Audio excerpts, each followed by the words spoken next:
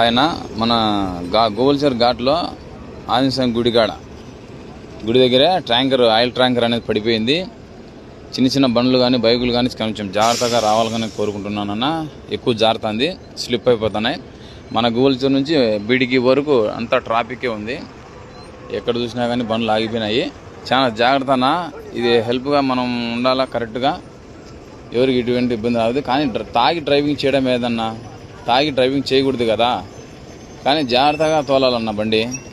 చూడండి, ఒకవేళ ఏదైనా ఇబ్బంది అయిపోయా, ఇంత ప్రజలకు ఇంత చూడు ఘాట్ సిస్టమ్ ఇది, చాలా ఇబ్బంది పడుతున్నారు జనాలు. కాబట్టి జాగ్రత్త రాండి అన్న. చిన్న బండ్లన్నీ చూసుకొని వెళ్ళండి. ప్రతి ఒక్కరు అనేది జాగ్రత్తగా వెళ్లాల్సిందిగా కోరుకుంటున్నాను. లారీ వాళ్ళు కానీ బస్సులో కానీ ప్రతి ఒక్కరన్న వెహికల్స్ అనేది స్లో చిన్నగా రావాలా. పోలీసులు చెప్పింది వినండి. ఈరోజు మాత్రం కంపల్సరీగా వినాల్సింది వస్తుంది. చాలా బాధగా ఉంది. ఈ ట్యాంకర్ పడిపోయింది. నైట్ 12 గంటలకు పడిందన్న. నైట్ 12 గంటలకు పడితే 12 నుంచి ట్రాఫిక్ అనమాట. ఎన్ని బండ్లు ఉన్నాయో తెలుసా ఘాట్లో ఇంచి, ఎన్ని బండ్లు ఎన్ని వెహికల్స్ అనేది నిలబడిందంటే నేను చాలా చూశాను. ఈ వెహికల్స్ కార్లు కూడా స్లిప్ అవుతున్నాయి. కార్లు కూడా చూశారు కదా, ఆ బైక్ పోతుంది, స్లిప్ అయిపోతుంది. స్లిప్ కాకూడదు కాబట్టి మనం కోరుకుంటున్నాము.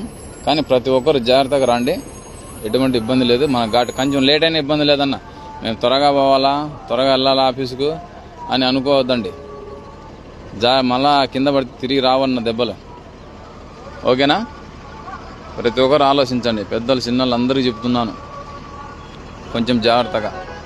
మన గోల్చర్ ఘాటు ఆంజనేయ గుడి ఆయిల్ ట్యాంకర్ పడిపోయింది.